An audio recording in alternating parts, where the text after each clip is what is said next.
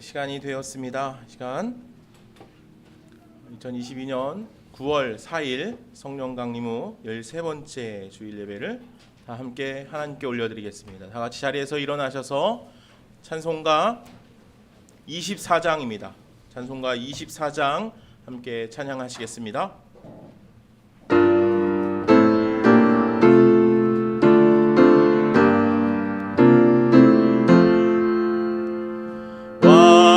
되신 주 다 찬양하여라.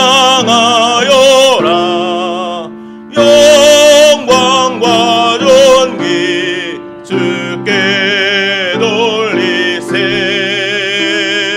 하늘 위에 높이 계신 주님, 주님의 말씀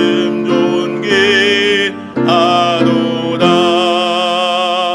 소망의 주 다 찬양하여라. 회장을 걷고 보좌 오르사. 우리 위해 중보되신 주님, 날마다 은혜 부어주신다. 거룩한 주 다 경배하여라. 선하신 주께 다 찬양하라. 천사들도 다 경배하여라. 그 세주 예수 영원하도다. 아멘. 다 함께 참회의 기도를 드리겠습니다. 하나님이여, 내 속에 정한 마음을 창조하시고 내 안에 정직한 영을 새롭게 하소서. 나를 주 앞에서 쫓아내지 마시고 주의 성령을 내게서 거두지 마소서. 이제는 지난 한 주간 하나님과 나만이 아는 죄를 생각하며 참회의 기도를 드립니다.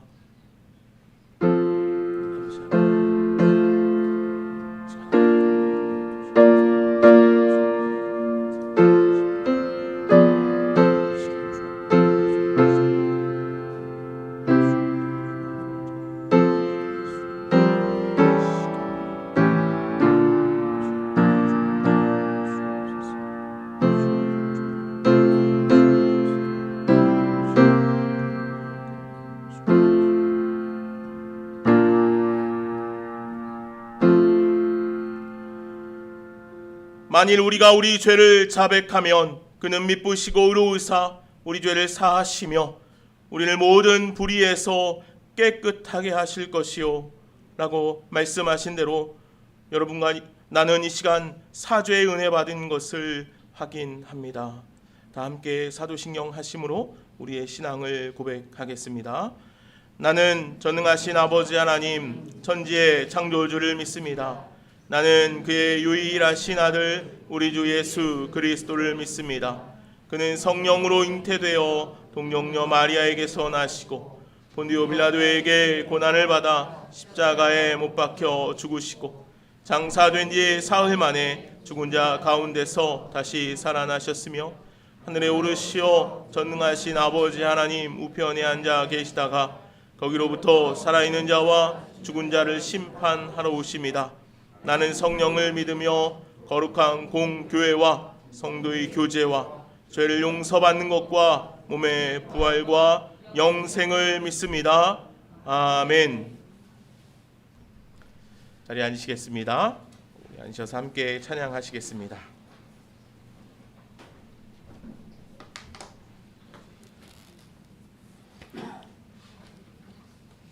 함께 찬송가 찬양 드리겠습니다. 277장입니다.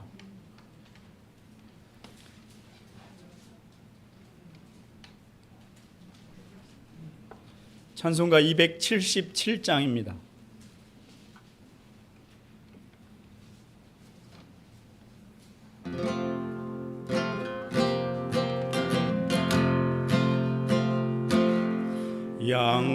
양떼를 떠나서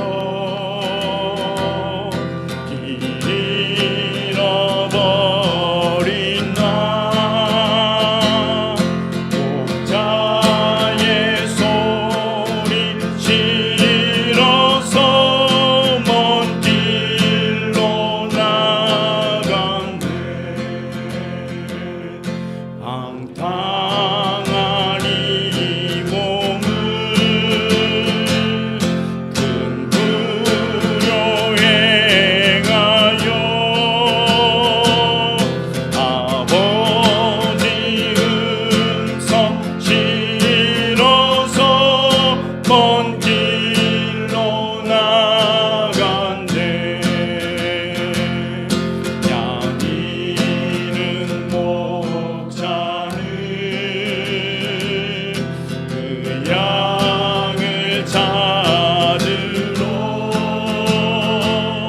산 넘고 문을 건너서 자막을 지났네. 갈 길을 모르고 나 지쳐 있을 때 목자 마침 나타나 날 구원하였네. 내 목자 예수는 날 사랑하셔서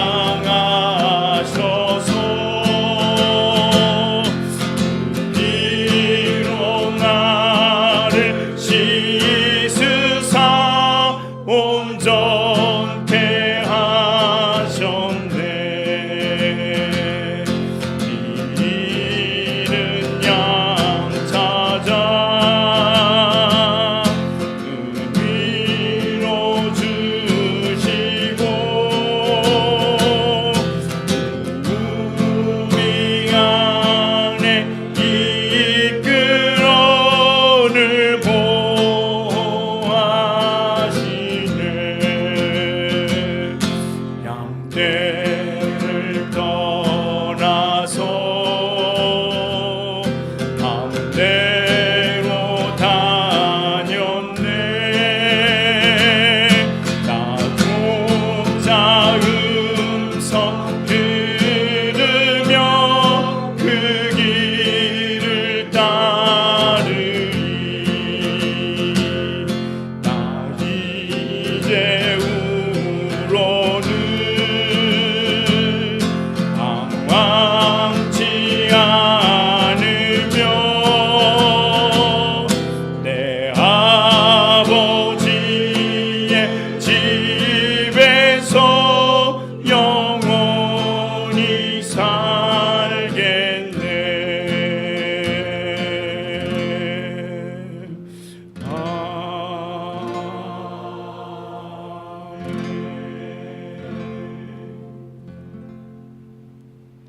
찬송가 369장입니다.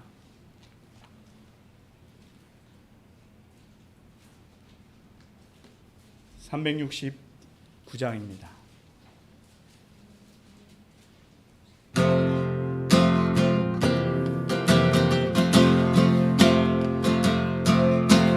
죄짐 맡은 우리 구주 어찌 좋은 친구인지 걱정 근심 무거운지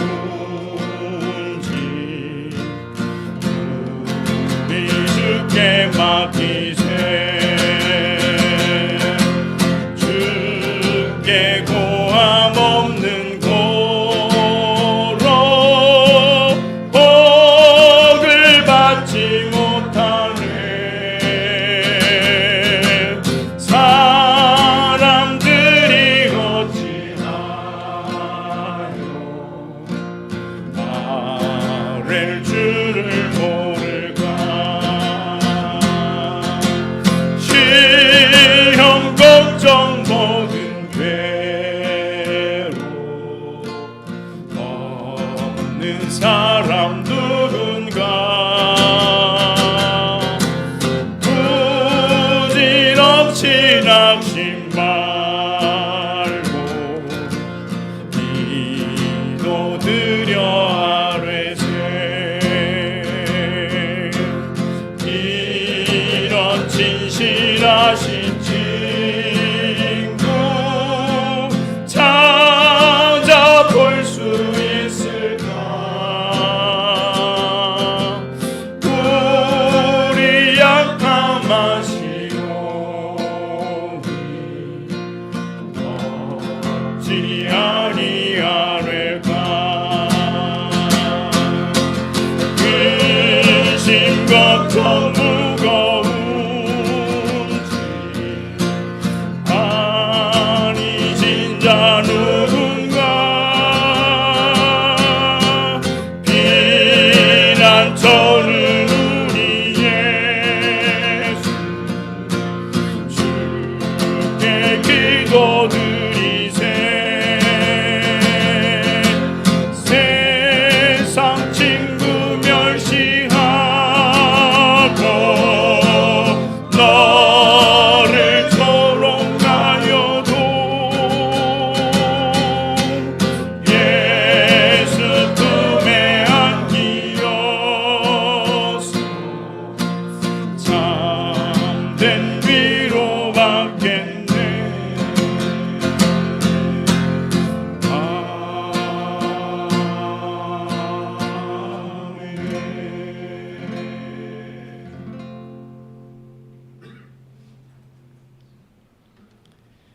찬송가 524장 한 장 더 찬양 드리신 후에 이재호 집사님께서 기도 인도하시겠습니다. 찬송가 524장입니다.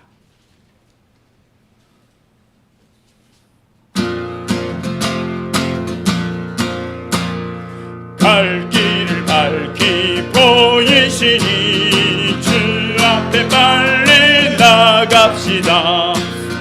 우리를 잡는 구주 예수 도돌아시네.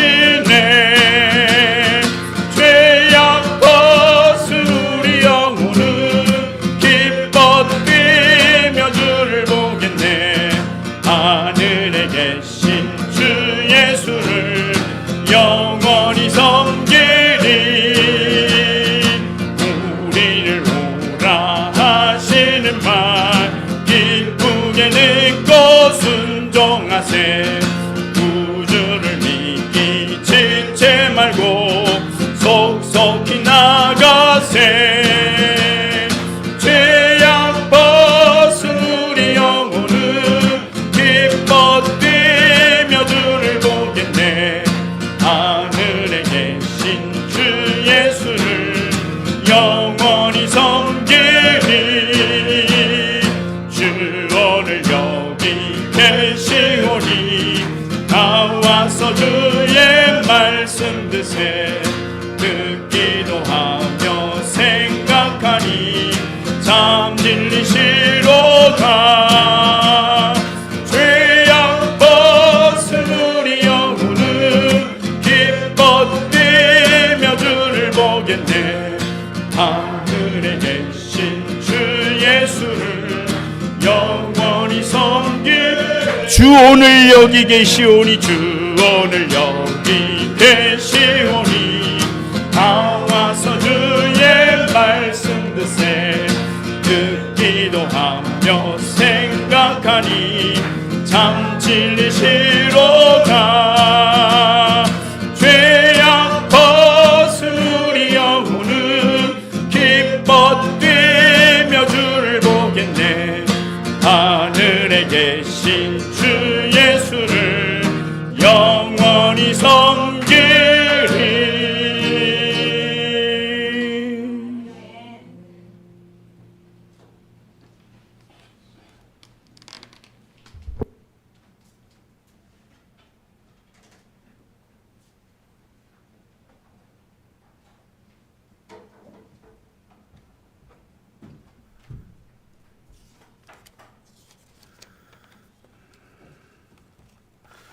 기도드리겠습니다.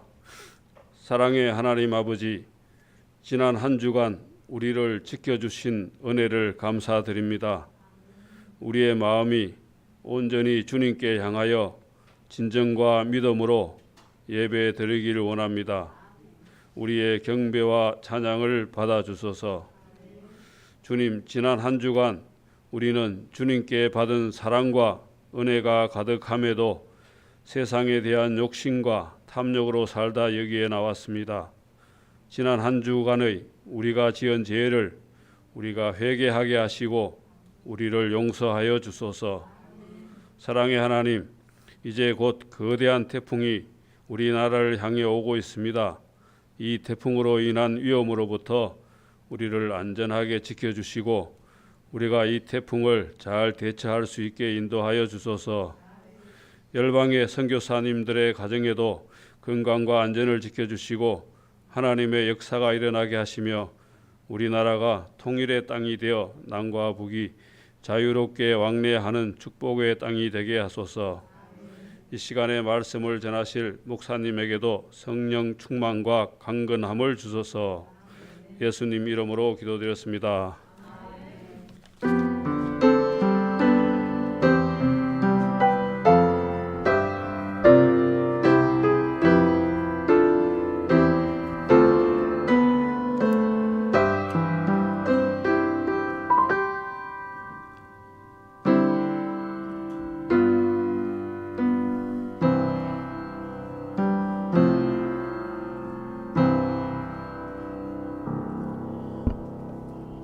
축복의 노래 함께 부를까요? 하나님의 사랑이 당신의 삶 가운데 가득하기를 축복합니다. 우리 서로 축복하며 노래합시다. 하나님의 사랑이 당신의 삶 가운데, 하나님의 사랑이 당신의 삶 가운데 가득하기를 축복합니다. 하나님의 은혜가 우리 가운데, 하나님의 은혜가 우리 가운데 가득하길 기도합니다. 우리 옆에 있는 분들 축복할까요? 한번 바라봐 주십시오. 하나님의 사랑이, 하나님의 사랑이 당신의 삶 가운데 가득하기를 축복합니다. 하나님의 은혜가, 하나님의 은혜가 우리 가운데 가득하길 기도합니다. 아멘. 가득하길 기도합니다. 가득하길 기도합니다. 아멘. 아멘. 하나님의 사랑이, 하나님의 은혜가 오늘 저와 여러분 가운데 가득하기를 축복하고 소망합니다. 오늘은 성령 강림후 13번째 주일입니다. 오늘 예배 가운데 나오신 여러분들 축복하고 환영합니다. 태풍 뉴스로 한참 마음이 좀 그러시죠. 어떻게 잘 지나갈 수 있을까? 주님의 은혜로 우리 안에 주님의 평강이 있기를 소망합니다. 오늘은 성만찬이 있습니다. 그리고 다음 주는 명절이 이제 추석 명절이 토요일이고 명절 연휴가 주일로 같이 있어서 11시에 온 가족이 같이 예배를 드리도록 하겠습니다. 온 가족이 함께 11시에 이곳에서 어린이 부서와 같이 예배를 드리겠습니다. 기억해 주십시오. 우리 주먹밥 봉사 계속하고 있습니다. 시간이 가능한 분들은 목요일 오전 10시에 1층으로 오시면 같이 주먹밥도 만들고 귀한 봉사에 함께 참여하실 수 있습니다. 또 시간이 어려운 분들은 각자의 자리에서 어려운 이웃들을 위해서 여러분들 늘 기도해 주시기를 바랍니다. 2학기 신약 성경 공부를 하려고 합니다. 신약 성경 파노라마를 9월 27일, 9월 마지막 주 화요일부터 해서요 8주간 하려고 합니다. 8주간. 그래서 오전 반, 오후 반으로 해서 똑같은 강의를 이제 오전에도 하고 오후에도 하겠습니다. 그런 의도를 아시겠죠? 한 분도 빠짐없이 이 신약 파노라마 함께 참여했으면 하는 마음에서 저는 출근을 해서 일을 해서 시간이 안 돼요 하는 분들이 없게 하기 위해서 오전에 가능한 분들은 10시에 오셔서 1시간 반 정도 시간은 그렇게 소요해서 하려고 합니다. 저녁에는 8시에 하려고 합니다. 여러분들 시간 맞추셔서 8번이니까 그죠? 8번이니까 여러분들 함께 참여해서 하나님의 말씀을 같이 나누는 시간들을 가질 수 있으면 좋겠습니다. 9월호 바이블 타임 뒤에 있습니다. 여러분들 가져가십시오. 말씀 읽기를 늘 열심히 하시는 우리 좋은시작교회 모든 성도들 되기를 바랍니다. 함께 말씀 볼까요? 오늘 하나님께서 우리에게 주시는 말씀은 신약성경입니다. 사도행전 23장 11절입니다.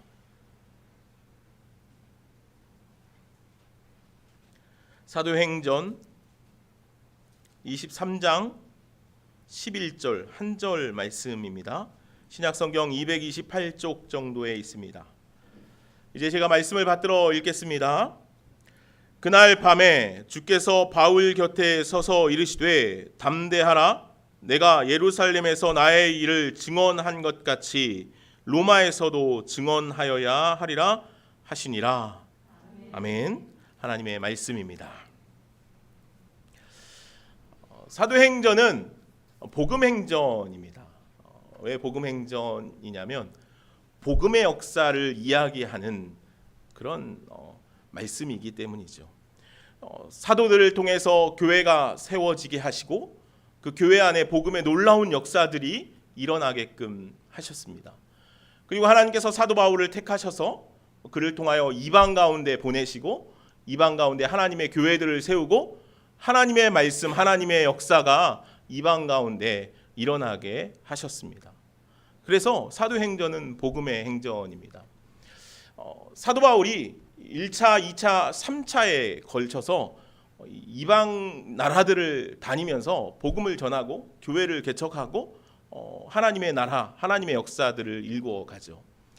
그리고 3차 전도 여행을 다 마치고 나서 사도 바울이 이제 예루살렘에 돌아옵니다. 물론 1차, 2차 때도 돌아와서 선교 보고를 다 하기는 하였지만 3차 때는 마치고 이제 예루살렘에 돌아와서 그곳에서 복음을 다시 한번 증언하는 그런 일들을 사도 바울이 행합니다. 그런데 이때 문제가 좀 어려움이 생겨납니다. 뜻밖에도 사도 바울이 예루살렘에 가서 복음을 전하기 전에 정결 예식을 행하는데 이 정결 예식에서 이방인들과 함께 성전에 들어가는 일로 인하여서 유대인들 가운데 이것을 거부하고 반대하고 미워하는 그런 소요가 일어나기 시작했던 것입니다. 과격한 유대인들이 바울이 이방인들을 성전에 데리고 들어간 것과 또 그가 이방의 복음을 전하고 할례의 문제나 여러 가지 율법의 문제들을 거스르는 일들을 했다고 그렇게 여기게 되었죠. 그래서 바울을 질책하고 심하게는 바울을 아주 협박하는 일들도 일어나게 되었던 것입니다. 그렇게 분쟁이 생기고 급기야는 싸움이 일어나서 군인들이 출동하게 되었습니다. 군인들이 출동해서 그 사태를 진정시키죠. 그리고 바울이 변론하기 시작합니다. 바울이 주 예수께 받은 사명에 대해서 말하고 이방 가운데 전해진 복음의 역사가 무엇인지에 대해서 다시 한번 증언하죠. 그러자 그곳에 있었던 유대인들이 바울을 향해서 욕하고 돌을 던지고 협박하기 시작하죠. 그렇게 크게 다시 한번 소요가 일어나게 되었습니다. 이에 당시에 군대장이었던 천부장이 바울을 데려가 신문하려 하였습니다. 그러자 그가 로마의 시민권자임을 확인하고 그에게 다시 한번 증언할 수 있는 기회를 허락해 줍니다. 이처럼 바울은 예루살렘에 가서 복음에 대한 역사에 대해서 증언하려 하다가 큰 공경과 어려움을 당하게 되었던 것입니다. 그리고 사실 이 일은요 그렇게 쉽게 끝나지 않습니다. 사도행전 22장부터 시작되어지는 내용인데 이 내용이 22장부터 시작되어져서 26장까지 아주 긴 분량에 이르는 내용 안에 사도 바울은 계속해서 증언하고 변론하고 또 제사장과 그 로마의 군사들은 바울을 신문하는 그런 일들이 반복되게 됩니다. 이러한 일들이 시작되어지는 내용이 오늘 본문의 말씀이고, 그렇게 사도 바울이 처음 큰 소요를 겪게 되고 그날은 천부장에 의해서 끌려가 감옥에 갇히게 되죠. 그런 아슬아슬한 위기의 순간들이 지나 그날 밤 바울이 감옥에 홀로 잡혀 있을 때 바울의 마음은 어떠했을까요? 여러분들 어떤 마음이 들었을까요? 그가 1차, 2차, 3차 전도 여행을 아주 오랜 기간 동안 얼마나 수고롭고 애쓰게 그 전도 여행을 다녀왔습니까? 그리고 예루살렘에 와서 그 복음의 역사에 대해서 증언하려 할 때 유대인들과 마찰이 생기고 정결의 문제, 그런 문제들로 인해서 바울을 질책하고 심지어는 채찍질하고 돌로 쳐 죽이려는 일들까지 일어나게 되었다는 것입니다. 그리고 그가 끝내는 천부장 군사들에 의해서 감옥에 갇히는 일이 일어나게 되었으니 바울의 마음이 얼마나 상심되었을까요? 얼마나 실족되었을까요? 그런데 바로 그때 주님께서 바울을 찾아와 말씀하시는 장면이 오늘 우리가 읽은 본문의 말씀인 것입니다. 우리 말씀을 함께 다시 한번 읽어볼까요? 11절 말씀입니다. 말씀을 우리 같이 합독해서 읽겠습니다. 그날 밤에 주께서 바울 곁에 서서 이르시되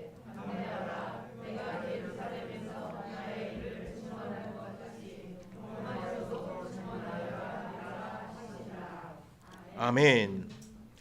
그렇게 당당하고 두려움 없이 복음의 사역을 감당했던 바울도요, 이제 조금 지쳤을 것 같아요. 너무도 많은 사람들이 바울을 적대시했고 이제는 바울이 어디를 가도 자신의 편이 없다라는 그런 생각이 들기도 했기에 하였기 때문이죠. 그런 두려움 속에 놓인 바울에게 오늘 주님께서 다시 한번 그에게 힘을 불어 넣어 주시고 일어설 용기를 허락해 주시고 있다는 거죠.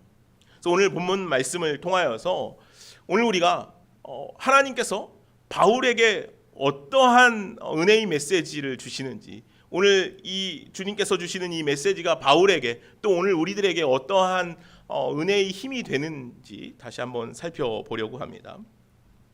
먼저 오늘 주님께서는요, 바울 곁에 서셨다라고 그렇게 기록을 하고 있죠. 주께서 바울 곁에 서서라고 그렇게 말씀합니다. 주님께서 바울에게 말씀하시기 전에요, 그 곁에 서셨습니다. 하루 종일 죽음의 위협 가운데 시달리다가 이제 해가 져서 캄캄하고 어두운 감옥에 갇히게 되었습니다. 그렇게 자신의 마음이 상심되고 낙심되어 있을 때 주께서 바울 곁에 서셨다는 것이죠. 바울의 심정을 주님께서 너무도 잘 알고 계셨던 것이에요. 그래서 주님께서 그 곁에 서신 거죠. 주님을 위한 삶, 복음을 위한 삶은 결코 쉽지 않죠. 온종일 사나운 적대자들에게 시달리다가 지친 심령으로 홀로 옥에 갇혀 외롭고 두려운 시간을 보내고 있는 그 바울에게 주님께서는 찾아가시고 그 곁에 서 주셨다는 것입니다. 그러니 바울이 자신 곁에 서 계신 주님을 바라볼 때 사실 그의 마음은 아주 낙심하여 이제 더 이상 일어날 힘이 없었지만, 내가 그동안 무엇을 하였는가 하는 한탄 어린 마음이 그 안에 있었지만 그 옆에 서 계신 주님을 발견할 때 바울은 이제 더 이상 아무것도 필요치 않았을 것입니다. 주께서 바울 곁에 서서라는 말씀은 주께서 바울을 홀로 두시지 않는다라는 말씀을 바울에게 전해주고 계시는 것이겠죠. 아마도 바울은 주께서 자신 곁에 서 계신 그 사실 하나로 말미암아 그는 이제 자신 안에 일어났던 하루 종일 일어난 그 모든 일들이 아무것도 아닌 것처럼 씻겨 내려가지 않았겠습니까? 그리고 이제 바울은 주님께서 곁에 서신 것으로 인해 다시 새 힘을 낼 수 있었습니다. 주님께서 곁에 서신 그 사실 하나로 바울은 다시 믿음이 고무되고 사명에 대한 열정이 다시 일어나게 되었을 것입니다. 사실 오늘 말씀뿐만 아니라 주님께서는 바울에게 여러 차례 그런 은혜들을 허락하여 주시지 않습니까? 성경은 그런 이야기들을 많이 기록하죠. 고린도에서 바울이 사역에 지쳐 열매도 없고 힘이 없어 낙심하였을 때 주님께서 바울에게 찾아오셔서 이렇게 말씀하시죠. 두려워 말라, 이 성 중에 내 백성이 많다라고 말씀하셔요. 두려워하지 말라는 거예요. 또 뭐라고 말씀하시냐면 바울이 로마로 끌려 이송되어 갈 때 큰 풍랑으로 인해서 백길이 막히고 이제 죽을 위협에 놓여 있었을 때 주님께서 그 소용돌이와 같은 그 폭풍 속에 찾아오셔서 바울에게 안심하라 그렇게 말씀하여 주시죠. 그처럼 사방이 막혀 소망이 끊어지고 모두가 떠난 혼자가 되어 고통과 아픔을 홀로 대면하고 있어야 할 그 바울의 곁에 주님께서 서 계시다는 사실을 오늘 저와 여러분들은 기억해야 한다는 것이죠. 하나님은요, 그런 분이시라는 거예요. 내가 아무것도 없는, 그래서 이제는 정말 홀로인 것 같은 그러한 상황 가운데 주께서는 우리 곁에 늘 함께 서 계시는 분이시라는 거예요. 사도 바울은 고린도후서 4장 8절에 이렇게 고백하죠. 우리가 사방으로 우겨쌈을 당하여도 쌓이지 아니하며 답답한 일을 당하여도 낙심하지 아니할 수 있습니다. 왜요? 주께서 우리와 함께 계시기 때문이라는 것이죠. 주님은 우리 곁에 계시는 분이심을 믿으시기 바랍니다. 언제나 우리 곁에 함께 계십니다. 깊은 외로움으로 낙심될 때, 마음이 답답할 때, 괴로울 때, 삶이 힘들고 아파 어려울 때, 그런 모든 순간에 주님께서는 저와 여러분 곁에 함께 서 계시는 줄로 믿습니다. 그 주님을 믿고 소망하는 삶을 살아갈 수 있는 저와 여러분 모두가 되기를 바랍니다. 다음으로 그처럼 우리 곁에 서신 주님께서 이제 바울에게 이렇게 말씀하시죠. 담대하라 그렇게 말씀하십니다. 바울은 이 말씀에 또다시 회복의 은혜를 경험하였을 것입니다. 성경에 하나님께서 우리를 위로하시고 격려하시기 위해서 하신 말씀 중에 가장 빈번히 자주 사용되는 메시지가 바로 이 메시지 아닙니까? 두려워하지 말라, 담대하라, 그죠? 성경은 정말 많은 곳에서 우리에게 두려워하지 말 것을 요청합니다. 담대하라 그렇게 우리에게 말씀하여 주신다는 것이죠. 그러면 왜 우리에게 그렇게 계속해서 담대할 것을 요청하고 계실까요? 왜 두려워하지 말라 그렇게 말씀하실까요? 우리들에게 있는 부정적인 마음 중에 가장 흔한 우리의 마음의 상태가 뭐냐면 두려움이라는 마음이에요. 두려움. 우리에게 있는 두려움을 한번 생각해 보십시오. 우리는 정말 많은 두려움에 휩싸여 살아가죠. 질병에 대한 두려움, 사고에 대한 두려움, 실패에 대한 두려움, 미래에 대한 두려움, 불행에 대한 두려움, 그 이외에 수많은 두려움의 삶 속에, 두려움의 이야기에 우리는 사로잡혀 살아가게 된다는 것이에요. 그런데 무엇보다도 그 두려움은요, 두려움이 나쁜 것은, 두려워하지 말아야 할 것은, 그 두려움은 우리에게 믿음을 빼앗아 간다는 거예요. 믿음 없음으로 인해 우리의 인생은 더욱더 믿음을 잃어가게 된다는 거예요. 그렇게 두려움은요, 믿음을 상실케 하죠. 믿음이 상실케 되면 불신앙의 늪에 빠지게 된다는 거예요. 그래서 두려움은요, 믿음의 삶에서 가장 큰 적이 되는 것이에요. 시내산에 올라갔던 이스라엘 백성들을 한번 생각해 보십시오. 시내산에 올라간 이스라엘 백성들 가운데 이제 모세가 하나님께서 부르셔서 시내산 꼭대기로 올라갑니다. 40주 40야를 시내산 꼭대기에 올라간 모세의 부재를 경험하고 있는 이스라엘 백성들 가운데 어떤 일이 일어납니까? 출애굽기 32장 말씀에 보면 모세가 내려오지 않자 이제 이스라엘 백성들이 아론을 부추겨서 만든 것이 뭐예요? 금송아지를 만들어요. 그들이 이제 자신들이 몸에 지니고 있었던 금부치들을 다 아론에게 내어놓습니다. 아론은 그것을 모아서 녹여서 이 금송아지를 만들어요. 그리고서는 그들이 뭐라고 말하냐면 그 금송아지가 자신들을 지금까지 이끌어온 자신들의 신이래요. 얼마나 얼토당토하는 말이에요. 자신들이 지금까지 몸에 지니고 있었던 금붙이를 녹여서 지금 막 만들어낸 금송아지가 어떻게 지금까지 자신들을 이끌어온 우상이 될 수 있냐는 거예요. 그렇죠. 그러나 그들 앞에 생겨난 두려움이 그러한 믿음 없음의 행동, 말도 안 되는 우상 숭배로 이어지게 만들었다는 것이죠. 이러한 모습은 비단 이스라엘 백성들의 모습만이 아니라는 거예요. 이것은 오늘 우리들의 삶의 모습을 그대로 보여주고 있는 것이죠.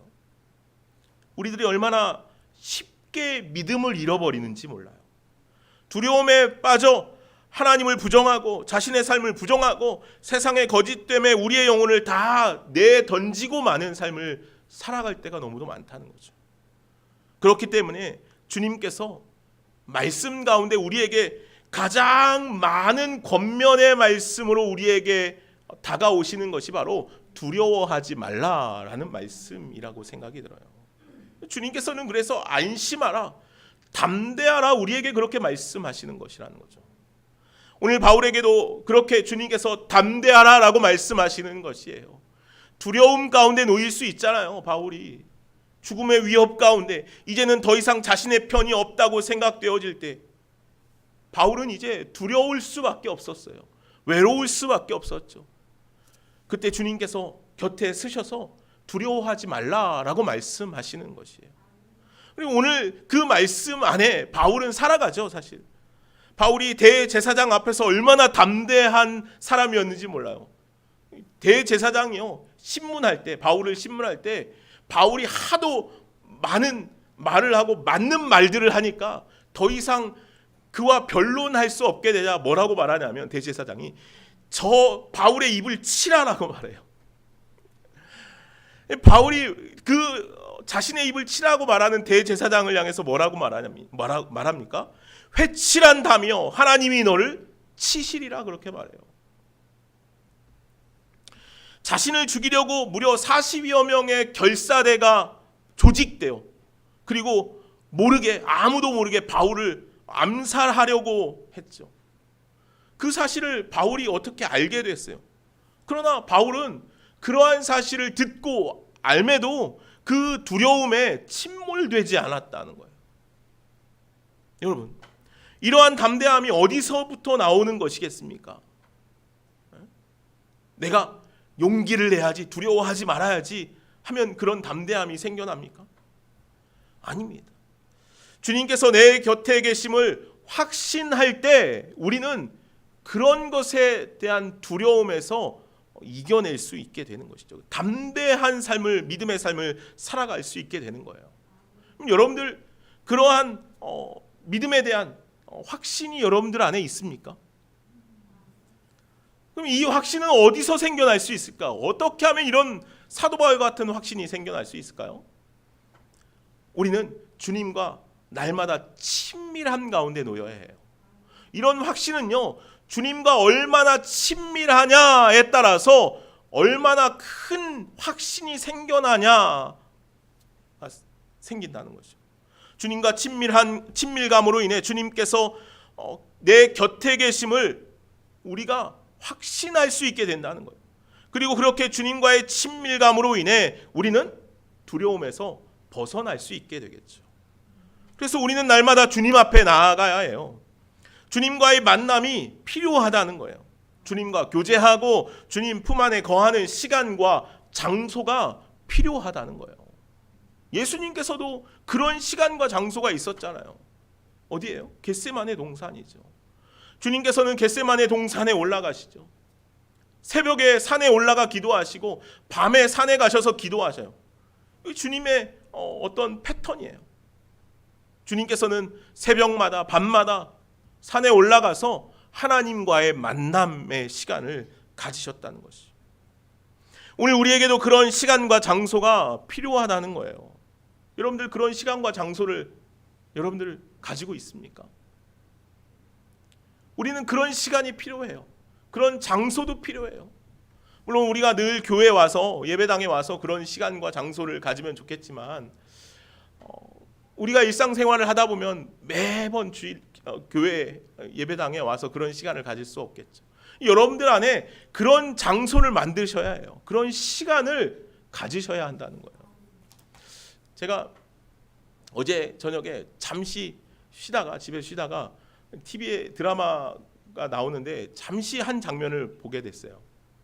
그 내용이 어떤 내용이었냐면 이제 손예진이 나오는 드라마인데 손예진이 친구들이 막 이렇게 왔어요 집에. 근데 집 자랑을 하는데 집이 정말 어마어마하게 대궐같이 좋더라고요. 혼자 사는데 여기 혼자 사냐고 물어보니까 여기 나 혼자 살아. 방이 5개야. 그렇게 자랑을 하는 거예요. 무슨 방이 5개나 혼자 쓰냐 그렇게 물어보니까 이렇게 이야기해요. 하나는 침실이고 하나는 옷방이고 하나는 운동하는 방이고 하나는 손님 방이고 하나는 빈 방이야. 이렇게 자랑을 해요. 제가 혼자 그 드라마 잠깐을 통해서 보면서 혼자 이런 생각을 했어요. 어휴, 하나님과의 만남의 방은 없구나. 방이 그렇게 많아도 주님과의 만남의 방은 없다는 거예요. 물론 드라마니까 그런 이야기를 할 수는 없겠지만 오늘 저와 여러분들이 그렇다는 거예요. 오늘 우리 안에 우리 내면에 그렇게 많은 방들이 있지만 주님과의 만남의 장소가 있냐는 거예요.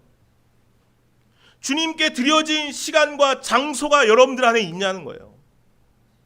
오늘 우리들이 주님께 드려지는 그런 많은 방들을, 많은 장소를, 많은 시간들을 갖기를 소망합니다. 사도 요한은요 이렇게 말해요. 요한일서 4장 18절에요. 사랑 안에 두려움이 없고 온전한 사랑이 두려움을 내쫓나니. 주님과의 사랑 안에 거하기 위해서 우리가 날마다 주 안에 나아가야 한다는 거예요. 늘 말씀 안에 또 기도 가운데 찬양 가운데 주님과의 친밀함 가운데 세워질 수 있게 될 것이고 그런 친밀함 안에 거할 때 주님의 그 사랑으로 우리가 두려움을 얼마든지 내쫓을 수 있다는 것이죠. 주님과 더욱 친밀한 삶을 살아가시기를 바랍니다. 주님께 더 가까이 나아가 주님과 동행을 날마다 깨닫고 경험함으로 두려움에서 벗어나 주님을 향한 믿음의 길을 날마다 내디딜 수 있는 저와 여러분들이 되기를 간절히 소망합니다. 마지막으로 우리 곁에 서신 주님께서 우리에게 이제 복음을 들고 나아가라 그렇게 말씀하셔요. 복음을 들고 나아가라. 오늘 말씀을 한번 다시 살펴보세요. 후반절이에요. 내가 예루살렘에서 나의 일을 증언한 것 같이 로마에서도 증언하여야 하리라 라고 말씀하셔요. 바울의 로마행은요 자신의 뜻과 의지가 아니었다는 거죠. 그죠? 바울이요 이전에 내가 서바나에까지 가야 하리라라고 말해요. 이 서바나는 로마거든요. 이 로마까지 가야 하리라라고 그렇게 말하는데 그것은 자신의 의지, 자신의 뜻이 아니었던 거예요. 오늘 말씀에 있는 것처럼 주님께서 보내시는 것이었다는 거죠. 물론 오늘 예루살렘도 주님께서 보내신 것이었어요. 사실 예루살렘에 오기 전에요. 사도행전 20장 말씀에 보면 3차 전도 여행을 마치고 이제 예루살렘으로 돌아가는 길 가운데 어떤 예언자들을 만나요. 그 예언자들이 사도 바울에게 예루살렘으로 돌아가면 안 됩니다. 그곳에는 당신이 어려움을 겪을 일들이 생겨나니까 예루살렘으로 돌아가지 마세요. 이 제자들도요, 함께 동역했던 이들도요, 사도 바울을 계속해서 말려요. 예루살렘으로 가지 맙시다. 그곳은 위험합니다. 우리에게 위협이 될 수 있습니다. 그러나 사도 바울은요, 예루살렘을 향해 가죠. 왜요? 주님께서 보내시는 길이었다는 거예요. 예루살렘에 가는 것도 로마로 향해 가는 것도 모두 다 주님의 길이었다는 거예요. 주님의 계획이었다는 것이에요. 바울은 자신의 인생을 자기가 살아간 사람이 아니에요. 그는 자기 인생을 주님이 사시도록 내어드린 삶을 살아갔다는 것이죠. 그는 철저히 주님의 소유가 되어 모든 인생의 걸음이 주님의 뜻과 주님의 의지에 의해서 움직여지기를 원하는 삶을 살아갔다는 것이. 오늘 주님께서 바울 곁에 서서 로마에서도 증언하여야 하리라 라고 말씀하고 계시다는 것이죠. 주님께서 바울의 주권자가 되심을 다시 한번 확인시키고 있는 것이에요. 너 여기서 넘어지지 마. 너희 여기서 실망하지 마. 주저앉지 마. 너는 로마에까지 가야 해. 내가 내 인생의 주권자야. 이제 내가 계획한 일들이 있으니 너는 그곳까지 갈 수 있는 힘을 내라. 그렇게 말씀하신다. 이는 오늘 우리에게도 동일하게 일어나는 일입니다. 주님은 항상 우리 인생에 대해 주께서 주권자가 되기를 원하신다는 거예요.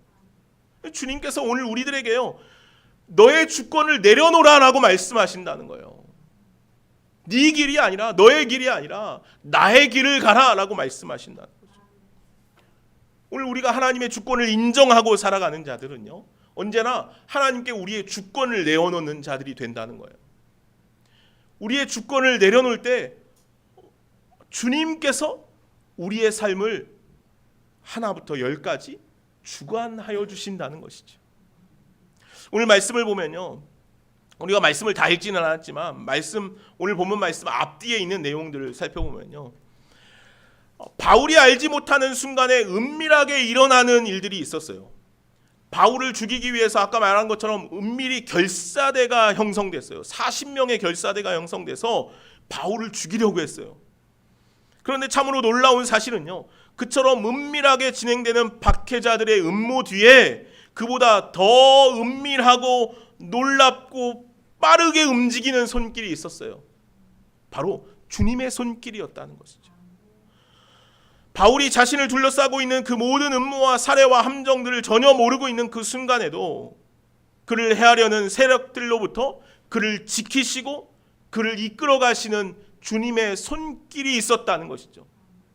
이 손길은 언제 일어날 수 있냐면 주께 주권을 양도했을 때 일어나는 일이라는 거예요.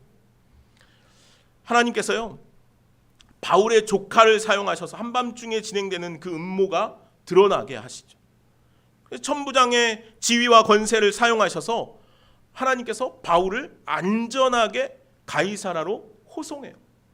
근데 이 가이사라로 호송할 때요, 정말 참 놀라운 일이 생겨요. 이 바울 한 명을 호송하기 위해서요, 470명의 군사가 동원돼요. 23절 말씀인데 한번 보실까요? 23절입니다. 백부장 둘을 불러 이르되 밤 제3시에 가이사라까지 갈 보병 200명과 기병 70명과 창병 200명을 준비하라 라고 그렇게 말씀하셔요. 바울을요, 이제 가이사라로 호송해야 했어요. 그런 막 결사대도 조성되고 바울이 위협을 느끼는 상황들이 생겨나니까 이 천부장이 바울을 잘 보호해야겠다는 생각에 보병 200명을 준비시키고 기병 70명을 준비시켜요. 또 창병 200명을 준비시켜요. 또한 몇 명입니까? 470명. 역사상 어떤 죄수도 그처럼 엄청난 호송 작전을 받지 못했을 거예요. 그렇죠? 생각해 보세요. 대통령을 호위하는 것보다 더 놀랍도록 바울을 호위하고 있잖아요. 하나님께서 그를 그렇게 지키시고 이끌어 가신다는 거죠. 그렇다면 왜 그렇게까지 하나님께서 그를 지키시고 안전하게 보호해 가시고 계시다는 거예요. 왜 그럴까요? 그가 복음을 들고 있기 때문이에요. 그에게 복음의 사명이 있었기 때문이라는 거예요. 그의 걸음은요, 복음의 걸음이었기 때문이라는 거예요. 좋은 소식을 전하며 평화를 공포하며 복된 좋은 소식을 가져오며 구원을 공포하며 시온을 향하여 이르기를 내 하나님이 통치하신다 하는 자의 산을 넘는 발이 어찌 그리 아름다운가 라고 이사야 53장 7절에 그렇게 말씀하죠. 그 복음의 발길은 아름다운 발길이라는 거죠. 그 발길은 어떤 이의 발길보다 중요하고 축복된 걸음이라는 거예요. 그래서 주님께서 그를 그렇게까지 이끌어 가시는 거예요. 오늘 저와 여러분들이 그러한 복음의 발길로 주 안에 살아갈 수 있기를 간절히 소망합니다. 오늘 저와 여러분들이 어떤 걸음을 걷고 있습니까? 여러분들 걷고 있는 걸음이 어떤 걸음입니까? 오늘 사도 바울과 같은 그런 복된 걸음, 아름다운 걸음이 되기를 간절히 소망합니다. 그 걸음을 주께서 지키시고 보호하여 인도하여 가실 줄로 믿습니다. 오늘 저와 여러분들의 그 걸음으로 말미암아 온 땅에 하나님의 놀라운 복음의 소식이 날마다 전해질 수 있기를 간절히 소망합니다. 사랑하는 여러분, 오늘 저와 여러분들 가운데 이런 은혜가 있었으면 좋겠어요. 이런 은혜. 주께서 곁에 서셔서 우리에게 담대하라 말씀하셔요. 로마에까지 내가 가서 증언하여야 하리라. 그러니 내가 너를 안전하게 지킬 거야. 오늘 주님께서 우리에게 그렇게 말씀하신다는 거예요. 우리가 세상과의 영적 전쟁 가운데 두렵고 힘겹고 어려움이 있습니까? 믿음의 길을 가는데 여러분들 걸려 넘어지는 돌들이 너무 많이 있습니까? 주께서 그때마다 곁에 서실 것입니다. 그리고 우리에게 말씀하십니다. 담대하라 말씀하셔요. 너의 걸음이 복된 걸음이라 말씀하셔요. 내가 이제 복음의 길을 가고 있으니 내가 너를 안전하게 지킬 것이라고 말씀하셔요. 그런 삶이 오늘 저와 여러분들의 삶이 되기를 간절히 소망합니다. 그 길 가운데로 우리 좋은시학교의 모든 성도들이 저와 여러분이 함께 걸어갈 수 있기를 간절히 바랍니다. 기도하겠습니다. 사랑과 은혜가 많으신 하나님, 오늘 사도 바울이 옥에 갇혀 실망하고 낙담하여 있었습니다. 그 하루의 일과가 얼마나 길고 힘겹고 험난했는지 그가 더 이상은 힘을 낼 수가 없었습니다. 그러나 오늘 주님께서 그러한 바울 곁에 서셔 담대하라 라고 말씀하셨습니다. 로마에까지 가서 내가 복음의 증인이 되어야 하리라 라고 말씀하십니다. 오늘 이 은혜의 말씀이 우리에게도 있기를 간절히 소망합니다. 아버지 하나님, 오늘 우리가 담대히 복음을 들고 나아갈 수 있는 것은 우리가 복음을 들은 그 발길이 복음의 발길이기에, 축복의 발길이기에, 아름다운 발길이기 때문입니다. 주님께서 우리의 길을 지키시고 인도하여 주실 줄로 믿습니다. 우리가 그런 아름다운 복음의 발길을 딛고 살아갈 수 있는 우리 모두가 되게 하여 주시옵소서. 그때마다 우리가 두려움 없이 주님께서 곁에 서심을 날마다 바라보고 담대함으로 나아갈 수 있는 믿음의 사람들 다 되게 하여 주옵소서. 예수님의 이름으로 기도하옵나이다. 아멘.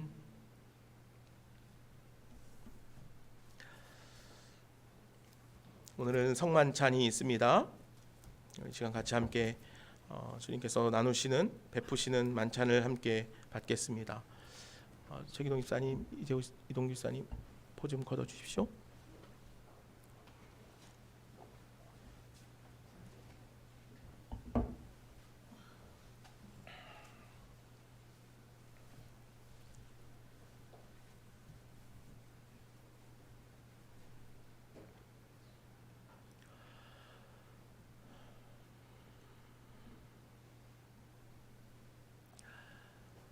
오늘 제가 떡을 떼고 잔을 나눌 때 여러분들 제가 떡을 떼서 나눠 드릴 때 아멘으로 받으시고 잔을 드릴 때도 아멘으로 받으시면 되겠습니다. 이 시간 주님께서 우리를 성찬으로 초대해 주십니다. 이 성찬은 예수 그리스도를 기념하여 그의 재림하실 때까지 그의 죽으심을 기억해 하는 그런 예식입니다. 주님이 주신 오늘의 성찬은 단순히 기념을 위한 것이 아니라 우리를 위하여 상하고 찢긴 주님의 살과 그 귀하신 몸에서 남김없이 흘린 피를 깊이 회상하고 재현하는 현장으로서의 그 감격이 오늘 저와 여러분들 가운데 새롭게 일어나기를 바랍니다. 이 성찬에 참여함과 우리 모두가 화목해 하신 예수 그리스도 안에서 하나 되게 하시는 은혜를 함께 경험할 수 있는 귀한 시간이 되기를 바랍니다. 기도하겠습니다. 하나님, 이 자리에 함께 하시어 우리의 입과 육체의 모든 기능에서 주님의 살과 피를 깊이 경험하는 소중한 은혜의 시간이 되기를 바랍니다.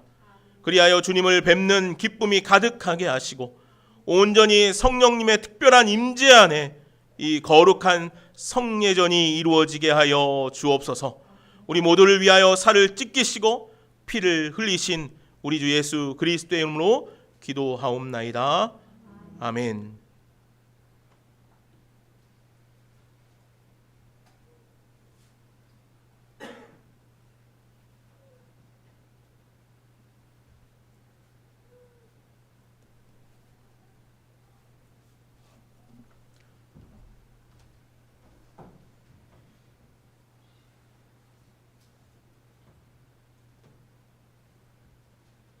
분병례를 하겠습니다.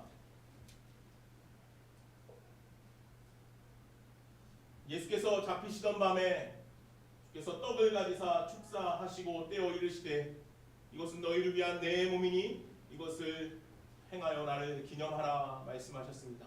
이것은 주님의 몸입니다. 또 식후에 그와 같이 잔을 가지시고 이르시되 이 잔은 내 피로 세운 내 언약이니 이것을 행하여 마실 때마다 나를 기념하라 하셨습니다. 이것은 주님의 구원입니다.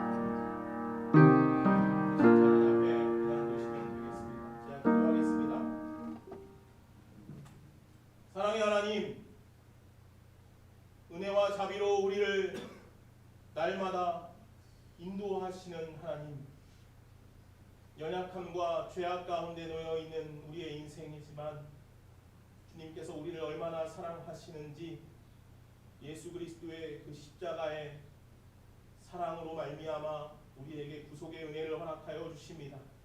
참으로 감사를 드립니다. 오늘 우리는 그 구속의 은혜를 기억하며 다시 한번 주님의 십자가의 현장 앞에 섭니다. 주님께서 찢기신 그 몸과 흘리신 그 피를 우리들에게 베풀어 나누어 먹게 하시며 이것을 기념하라, 기억하라 라고 말씀하신 대로 오늘 우리가 이 성찬을 통하여 기억하고 기념하며 우리 안에 주님의 몸과 살이 샘솟아 주님의 생명으로 살아갈 힘을 얻고 나아갑니다.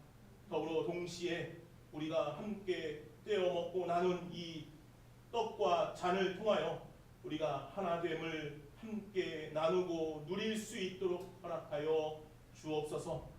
주님의 생명이 우리의 삶 가운데 날마다 함께 연합하여 일어나게 하여 주옵소서. 감사하며 예수님의 이름으로 기도하옵나이다. 아멘.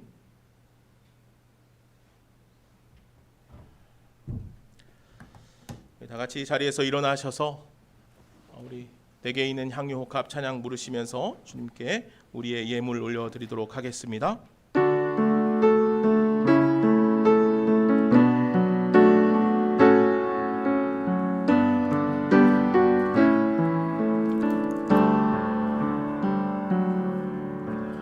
내게 있는 향유 혹합 주께 가져와 그 발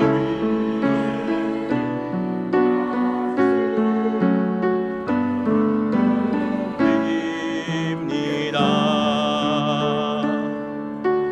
나를 위해 험한 산길 오르신 그 반 걸음마다 크신 사랑 새겨놓았네.